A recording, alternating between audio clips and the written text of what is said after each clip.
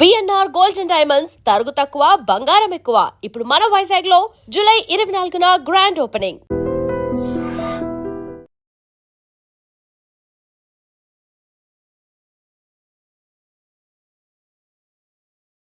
Ladies and gentlemen, welcome to iDream media. నేను ప్రియదర్శన్. నాతో పాటు ఎవరున్నారంటే, బేసిక్గా మనకు వచ్చే ప్రతి అనారోగ్య సమస్యకి ప్రకృతిలోనే పరిష్కారాలు దొరుకుతూ ఉంటాయి. వాటిని ఈరోజు కొన్ని సమస్యలకి మనం పరిష్కారాలు వెతుకుదాం. నాతో పాటు ఉన్నారు traditional healer, herbalist B Anjaneya Raju గారు. మాట్లాడదాం. సార్ నమస్తే. నమస్కారం అండి. బాగున్నారా సార్? బాగున్నానండి. సో బేసికల్లీ వచ్చేది శీతాకాలం. మన తరతరాలుగా చూస్తుంది శీతాకాలం అనగానే ముక్కులోంచి ఇలా జారుతూ ఉంటది, చిన్నపిల్లల నుంచి పెద్దవాళ్ళ వరకు. ఇదంతా ఓకే, బట్ ఇప్పటి వరకు లంగ్ హెల్త్ గురించి ఎవరు పెద్ద పట్టించుకునే వాళ్ళం కాదు సార్. స్మోకర్స్ అయితే వాళ్ళ లంగ్స్ ఎప్పుడొకప్పుడు పాడవుతాయి, వాళ్ళకి ఐ మీన్ త్వరగా ఏదో ఒక ఇష్యూ అవుతుందని అనుకునేవాళ్ళు. బట్ ఈ కోవిడ్ తర్వాత ప్రతి ఒక్కరు లంగ్స్ మీద ఫోకస్ చేయడం మొదలు పెట్టారు. అంటే ప్రతి ఒక్కరికి బ్రీతింగ్ కరెక్ట్ గా అందుతుందా లేదా, మన లంగ్స్ బాగానే ఉన్నాయా లేదా అనే డౌట్ మొదలవుతుంది. అండ్ వచ్చేది కూడా శీతాకాలం.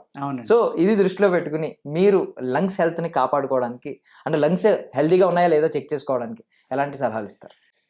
ఇది ప్రాణ అనేది మన శరీరంలో తిరుగుతుంది, మనం ఆరోగ్యంగా ఉండాలి అంటే లంగ్స్ ఫస్ట్ ఆర్గాన్ అండి. ప్రతి ఆర్గాన్కి ఇంపార్టెన్స్ అనేది ఉంది, కానీ అన్ని ఆర్గాన్స్ని బతికించేది లంగ్స్. మనిషిని బతికించేది కూడా, టోటల్ బాడీని బతికించేది కూడా లంగ్సే. ఊపిరి అంటే ప్రాణ అంటే ఆక్సిజన్. ఈ ప్రాణ అనేది మీరు కాపాడుకోవాలి అంటే మీ లంగ్స్ బాగుండాలి. ఈ ప్రాణ అనేది బాగుండి మీ లంగ్స్ కనుక ఆక్సిజన్ని అబ్జర్వ్ చేసుకుని బ్లడ్లో మిక్స్ చేసినాయి అనుకోండి, ఆ బ్లడ్ ద్వారా మీ శరీరం అంతా ప్రతి నరనరానికి ఆక్సిజన్ ఎలా అందుతుంది అనుకోండి, మీకు అనారోగ్యం రాదండి. కొన్ని కోట్ల నరాలు మీ శరీరంలో ఉంటాయి. అన్ని కోట్ల నరాలకి ఆక్సిజన్ వెళ్ళినప్పుడే మీరు ఆరోగ్యంగా ఉంటారు. ఎక్కడికి ఆక్సిజన్ అందట్లేదు అక్కడ సెల్స్కి ఆక్సిజన్ సరిపోక ఆ సెల్స్ అన్నీ చనిపోవడం వల్ల, అక్కడ మళ్ళీ కొత్త సెల్స్ పుట్టకపోవడం వల్ల, ఆ సెల్స్ బయటికి వెళ్ళకపోవడం వల్ల మీకు అనారోగ్యం అనేది మొదలవుతుంది. ఇన్ని కారణాలని న్యూట్రల్ చేసి హిమాలయ యోగులు ఉన్నారండి, వాళ్ళు శ్వాసను కంట్రోల్ చేసేస్తారు. హిమాలయ యోగులు కానీ సాధన చేసి గొప్ప గొప్ప సాధకులు కానీ చెప్పేది ఏంటంటే, మనిషి పుట్టగానే ఇన్ని శ్వాసలని లెక్క, అన్ని శ్వాసలు అయ్యాక చనిపోతాడు. అలాగే ఇంత ఆహారం అని లెక్క, ఆహారం అవగానే చనిపోతాడు. వీరబ్రహ్మం గారి పుస్తకంలో అయితే ఈ శ్వాసను హంస అంటారు. ఆయన హంస ఎగిరిపోయిందని ఏలకోలం ఆడతారు చూడండి. విలేజ్లో ఎవరైనా పోతే హంస ఎగిరిపోయింది రాడు పోయాడంట, గాలిపోయింది రాడికి అంటారు. గాలిపోయింది అంటే చనిపోయినట్టు. ఆ గాలికి అంత గొప్పతనం ఎందుకు ఇచ్చారండి అంటే, శ్వాసే మనిషిని బతికించేది. మీకు హిమోగ్లోబిన్ డాక్టర్ గారు 10 లోపు ఉండకూడదని చెప్పారు, ఒక 6 ఉంది, కానీ మీరు చనిపోరు. 6 కూడా దేని మీద ఆధారపడి ఉంది? ఆక్సిజన్ మీద ఆధారపడి. అలాగే మీ బ్రెయిన్కి ఆక్సిజన్ సరిపడి అందలేదు అనుకోండి, వెంటనే బ్రెయిన్ డెడ్ అయింది అనుకోండి, మీ బాడీలో బ్లడ్ ఉన్నా, హిమోగ్లోబిన్ ఉన్నా, ప్లేట్లెట్లు ఉన్నా, ఎన్ని ఉన్నా కానీ ఉపయోగం లేదు. ఎందుకంటే ఇది పోయింది, ఇంక మీ బాడీకి వాల్యూ లేదు. అంటే ఆక్సిజన్ తగ్గిపోవడం వల్ల ఇంత ప్రమాదం జరుగుతుంది అనమాట. ఈ ఆక్సిజన్ బాగా అందాలి శరీరానికంటే లంగ్స్ బాగా పనిచేయాలండి. కరోనా వచ్చాక ఏమైందండి, కరోనా లంగ్స్కే వస్తుంది కాబట్టి లంగ్స్ జబ్బు అనేది రావడం వల్లే కరోనా చనిపోవడం జరుగుతుంది. కాబట్టి ఈ కరోనా అనేది రూపాంతరం చెంది అనేక రూపాలుగా ఇప్పటికీ ఉందండి నా లెక్క అయితే. ఇప్పుడు లాస్ట్ ఇయర్ ఫీవర్కి వచ్చింది, ఒక రకమైన ఫీవర్ చాలామందికి వచ్చింది. ఆ ఫీవర్ వచ్చాక 6 నెలల దాకా ఫ్రీగా నడవలేకపోయారు. కీళ్ళ నొప్పులు, కాళ్ళ నొప్పులు వచ్చేసి, స్వెల్లింగ్ వచ్చేసి, ఒళ్ళంతా దద్దుర్లు వచ్చేసి, ఎప్పుడూ ఎరగని ఫీవర్ వచ్చింది. ఎప్పుడూ ఎరగని అనేక జబ్బులు వస్తున్నాయి. ఇవన్నీ ఏంటంటే మారిపోయింది, రకరకాలుగా మార్చుకునేది. ఇంకా ఇప్పటికీ ఒకసారి వచ్చింది అది పోదండి. ప్రకృతిలో గాలిలో వచ్చిన వైరస్ అది రకరకాల రూపాంతరం చెంది ఏదో రకంగా ఇబ్బంది పెడతానే ఉంటుంది. కాకపోతే ఏంటంటే ఉండే కొలిది మన బాడీలో కూడా దాన్ని ఎదుర్కొనే ఇమ్యూనిటీ అనేది పెరగటం వల్ల దాని ప్రభావం అంతగా ఉండకపోవచ్చు, చావు అనేది జరగకపోవచ్చు, కానీ ఏదో రూపంలో మనల్ని ఇబ్బంది పెడతాను. దాని నుంచి మనల్ని మనం కాపాడుకోవాలంటే ఏం చేయాలండి? రాబోయేది చలికాలం. చలి అనేది చలి ప్రాంతంలో ఉన్నవాళ్ళకి ఇబ్బంది పెట్టదు, కానీ వేడి ప్రాంతంలో ఉన్న వాళ్ళకి చలి వల్ల లంగ్స్ వీక్ అవుతాయి. లంగ్స్కి అనేక వ్యాధులు రావడానికి కారణం ఈ కూల్ డ్రింక్స్, అంటే చల్లని ఆహారం మనం తీసుకోవడం, ఫ్రిడ్జ్లు అనేది రావడం, మనం అన్నీ కూడా పట్టుకొచ్చి ఆ ఫ్రిడ్జ్లో దోసేయడం, మిగిలిందల్లా ఉమ్, పాడేయాలి. లేకపోతే పల్లెటూరులో ఎలా ఉండేది, ఎవరో ఒకరు ఉండేవారు, ఆహారం మిగిలిపోతే వాళ్ళకి పెడితే వాళ్ళు ప్రేమగా తినేవారు, వీళ్ళు ప్రేమగా పెట్టేవారు, ఉమ్, సరిపోతే మళ్ళీ వండి కూడా పెట్టేవారు. ఉమ్, ఆ సిస్టమ్ పోయింది. మనం ఏం చేస్తున్నాం, దోసకు తినడం అలవాటు అయిపోయింది. దొరికిందల్లా ఫ్రిడ్జ్లో కూరేసి ఇవాళ వండింది 10 రోజుల తర్వాత కూడా తింటున్నాం. ఒకసారి వండిన అన్నాన్ని, అంటే రైస్కి సంబంధించింది ఏదైనా సరే, ఉమ్, మళ్ళీ రెండోసారి వేడి చేయడం అనేది విషంతో సమానం. అదే తింటున్నాం మనం. ఉమ్. 2 సార్లు కదా, 5 సార్లు వేడి చేసి తింటున్నాం. ఫ్రిడ్జ్ లో దోసకు పెట్టుకుంటాం దోసకు. మళ్ళీ ఆ ఫ్రిడ్జ్లో లక్షల కొద్ది బ్యాక్టీరియాలు ఉంటాయి, రకరకాల బ్యాక్టీరియాలు అని చెప్తున్నారు డాక్టర్లు, సైంటిస్టులు, అయినా మనం వినాం. ఉమ్, పూర్వకాలం చక్కగా కుండలో నీళ్లు పోసి ఆ కుండ ఇసుక మీద పెట్టి ఈ కూరలు కూడా ఆ కుండ చుట్టూరు పేర్చుకునేవారు. న్యాచురల్ ఫ్రిడ్జ్ అనమాట అది. ఉమ్, ఆ కూరలు గమ్ముని చెడిపోయి కాదండి. ప్లస్ వాటికి స్ట్రెంగ్త్ ఎక్కువ ఉండేది, ఎందుకంటే మనం గో ఆధారిత వ్యవసాయం, పశువుల నుంచి వచ్చిన ఎరువులు, పెంటలు, మూత్రం, ఆ కుళ్ళిపోయిన గడ్డి ఇలాంటివి వేసే పండించేవాళ్ళు. ఉమ్, కెమికల్స్ ఏమి లేవు కాబట్టి ఆ కాయ మీకు నెల ఉన్నా నిల్వ ఉండేది, వారం ఉన్నా నిల్వ ఉండేది. కూరగాయ కూడా 10 రోజుల దాకా కుళ్ళిపోయేది కదా, వడిలేదు. కానీ ఉమ్, ఇప్పుడు రెండో రోజు కుళ్ళిపోతుంది. అందుకు ఈ లంగ్స్ అనేది ఏసీలోకి వెళ్ళడం వల్ల మ్యాక్సిమం చెడిపోయింది. ఉమ్, ఇప్పుడు మనం ఎలా బతుకుతున్నాం, ఆఫీస్ ఏసీ, కారు ఏసీ, ఇల్లు ఏసీ. శీతాకాలం వచ్చినా కూడా నిద్ర పట్టట్లేదు ఏసీ వేసుకోకపోతే. ఉమ్, ఎందుకు అలా అయిపోయింది అంటే మనకి అలవాటు పడిపోయాం శారీరకంగా, మానసికంగా. ఆ ఏసీ ఎప్పుడైతే ఉందో అందులోంచి వచ్చే బ్యాక్టీరియా కూడా అనేక రకాలు ఉంటుంది. కూలర్స్ నుంచి ఉమ్, ఇవన్నీ వెళ్ళేది ఎక్కడికండి, లంగ్స్ దగ్గరికి. ఎప్పుడైతే లంగ్స్ వీక్ అయినాయో మీకు అనేక రకాల వ్యాధులు రావడానికి అవకాశం. హిమాలయ యోగులు మనం ఒక రోజుకి 21,600 సార్లు శ్వాస తీసుకుని వదులుతాం. ఉమ్, 4 సెకండ్లు కోటి. వాళ్ళు ఏం చేస్తారు, దాన్ని 4 సెకండ్ని 44 సెకండ్లకి, 88కి, అలాగే 21,600, 21,000 ఆపేసి ఓన్లీ 600 తీసుకునే వాళ్ళు కూడా ఉన్నారు. ఉమ్, అప్పుడు ఈ శ్వాస దాచుకోవడం వల్ల లైఫ్ స్పాన్ పెరిగిపోతుందని చెప్తారు వాళ్ళు. ఉమ్, అలాగా 300, 500, 800, 900 ఏళ్ళు బతుకున్న వాళ్ళు కూడా ఉన్నారు. ఈ మధ్యకాలంలో అయితే అనేక మంది ఇప్పుడు టీవీలో కూడా చెప్తున్నారు. ఎవరు, ఇక్కడ ఉండేవారు, ఎక్కడ కాశీలో ఉమ్, నాగసాధువులు వీళ్ళు వాళ్ళు సాధువులు. ఇప్పుడు దేవరహ బాబా అని, ఉమ్, ఇప్పుడు మన అలహాబాద్ కుంభమేళ జరిగిందండి. ఉమ్, అక్కడ దేవరహ బాబా అని ఒక ఆయన ఉండేవారు. ఆయన 7 అడుగులు హైట్. ఆయన ఒక 10 అడుగులు 8 అడుగుల హైట్లో ఒక అరప మీద ఉండేవారు. ఆయన ఆహారం ఎప్పుడు తీసుకున్నట్టుగా ఎవరో చూడాల.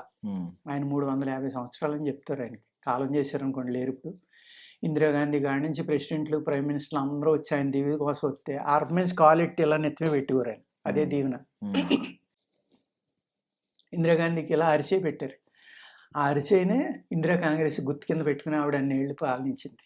ఉమ్, ఇలాగా అనేక మంది యోగులు, సాధువులు 100 సంవత్సరాలు బతికారు అనేది చెప్తారు. వాళ్ళందరూ ఏంటంటే ఈ శ్వాసను కంట్రోల్ చేయటం వల్ల, ఈ శ్వాసను తక్కువ తీసుకోవడం వల్ల, ఈ శ్వాస తీసుకోవడానికి ఎంత ఇంపార్టెంటో, తీసుకోవడం అనేది ఆరోగ్యంగా ఉండటానికి, దాన్ని కంట్రోల్ చేయటం. ఇక్కడ మీరు రివర్స్గా మాట్లాడుతున్నారు, శ్వాస బాగోపోతేనేమో జబ్బులు వస్తాయి, చచ్చిపోతారు అంటున్నారు. ఉమ్, శ్వాసను కంట్రోల్ చేస్తే మనిషి ఎలా బతుకుతాడని అతకొచ్చు.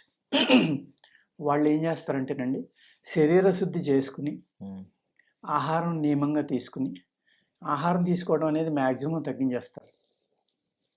ఎప్పుడైతే మీ మిషన్ పనిచేస్తుందో, మిషన్కి పెట్రోల్ కావాలి, ఆ మిషన్ ఏంటి, మీకు హార్ట్. ఉమ్, అప్పుడు దానికి ఆక్సిజన్ కావాలి, ఆహారం కావాలి, రక్తాన్ని పంపు చేయడానికి రక్తం మళ్ళీ పెరుగుతూ ఉండాలి. అదే వీళ్ళు ఏం చేస్తారంటే యోగ సాధన ద్వారా, శ్వాస ద్వారా హార్ట్ బీట్ అనేది కంట్రోల్ చేసేస్తారు. కంట్రోల్ చేసేటప్పటికి ఏమవుతుంది, మీకు పెట్రోల్ వాడవలసిన పని లేదు కదా, ఆహారం తగ్గిపోతుంది, ఉమ్, అప్పుడు శ్వాస కూడా తగ్గిపోతుంది. ఆ విధంగా శ్వాసను రిజర్వ్గా వాడుకోవటం వల్ల లైఫ్ స్పాన్ పెంచుకుని 100 సంవత్సరాలు బతుకుతారనమాట.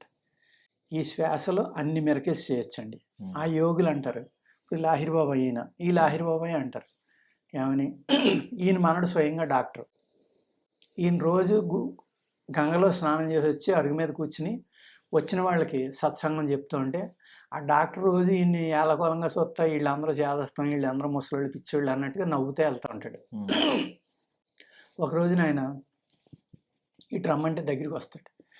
బాబు నేను బతుకున్నానో లేదో చూడు అంటారు. ఉమ్, ఆయన పల్స్ పట్టుకుంటాడు, 20 నిమిషాలైనా దొరకదు. స్టెథోస్కోప్ తోటి చూస్తాడు, 20 నిమిషాలైనా గుండె దొరకదు. ఉమ్, మరి మీ సైన్స్ ప్రకారం 20 నిమిషాలు శ్వాస తీసుకోకుండా హార్ట్ పని చేయకపోతే చచ్చిపోయినట్టు కదా, నాకు మరి డెత్ సర్టిఫికేట్ ఇస్తావా అని అడుగుతారు ఆయన. మరి మీరు మాట్లాడుతున్నారు కదా అంటాడు ఆయన.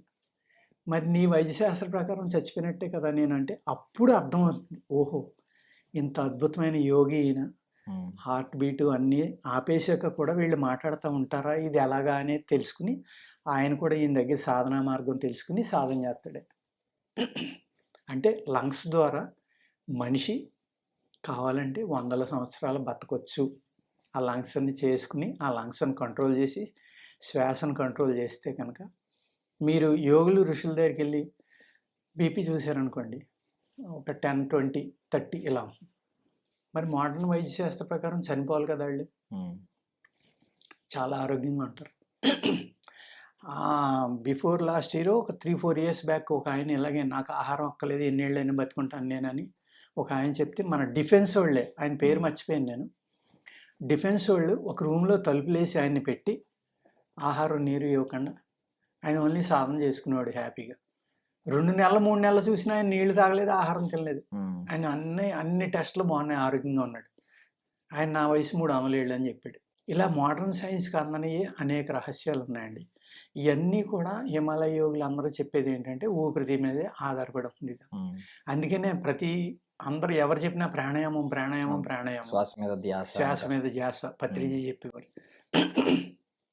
అంటే శ్వాసకి లంగ్స్ అంత ఇంపార్టెంట్ అయిన అవయవాలు మన శరీరంలో, వాటిని ఇప్పుడు ఆరోగ్యంగా ఉంచుకోవాలంటే ఏం చేయాలి, ఈ శీతాకాలం వచ్చేసరికి ఈ చలి నుంచి మన శరీరం బయటికి రావాలి అంటే వేడి పెరగాలి, లోపల ఇంటర్నల్గా శక్తి హీటు పెరగాలంటే సేమ్ మళ్ళీ వేడి చేసి మన ఆయుర్వేదంలో అనేక రకాలు ఉన్నాయండి. తేనె, అల్లం రసం, తులసి రసం ఇలాంటివి కలుపుకుని కనుక తాగితే, చిన్నపిల్లలకు కూడా కొన్ని డ్రాపులు వేస్తే ఆ శ్లాష్మో అంతా దిగిపోయి చక్కగా, ఈ శ్లాష్మో అనేది దిగిపోయి మనకి రొంప కానీ దగ్గు కానీ రాకుండా ఉండాలి. ఈ కఫం పెరగకూడదంటే ఏం చేసేవారు అండి, పూర్వం ఆముదం ఇచ్చేవారు. ఆముదం ఇచ్చేసరికి ఏమవుతుంది, మొత్తం స్టమక్ క్లీన్ అయిపోవడం వల్ల ఈ కఫం గిఫం అన్నీ బయటకు పోయి, ఆముదం అనేది యాంటీబయాటిక్ అండి, antiviral, anti fungal, anti bacterial, pain killer, ఇన్ని రకాలుగా పనిచేస్తుంది. Plus lubricant. అందుకు చక్కగా సీజన్ మారినప్పుడల్లా ఆముదం ఇచ్చేవారు. ఆముదం తాగటం వల్ల ఆరోగ్యంగా ఉండేవారు. స్టమక్ ఎప్పుడైతే శుద్ధి అయిందో, ఈ శ్లాష్మో అంతా పోయిందో, అప్పుడు లంగ్ చక్కగా పనిచేసేది, లంగ్స్ ఆరోగ్యంగా ఉండేవి. లంగ్స్ ఆరోగ్యంగా ఉండటం వల్ల వాళ్ళు బలంగా కూడా ఉండేవారు. Thank you sir, thank you so much, చాలా అద్భుతంగా చెప్పారు. And for more videos, Please subscribe to iDream. Please subscribe to iDream. Please subscribe iDream. And please subscribe to iDream. For more videos, subscribe to iDream. please like, share and subscribe to the channel. Congratulations, iDream. Subscribe to iDream. Subscribe to iDream. So subscribe to iDream Media. iDream ki iDream team అందరికి huge congratulations. Please subscribe iDream Media. Please subscribe to iDream. Subscribe iDream. Please subscribe to iDream. iDream అంటే నా కళల channel subscribe చేసుకున్న నోరు తిరుగుతలేదు, మీరైతే గంట గుర్తు కొట్టండి. For more such videos, please subscribe to iDream. Subscribe to iDream. Please subscribe to iDream. Please subscribe iDream Media. Please do subscribe to iDream. Please subscribe to iDream Media. For best entertainment and information, please subscribe iDream. And don't forget to subscribe to iDream.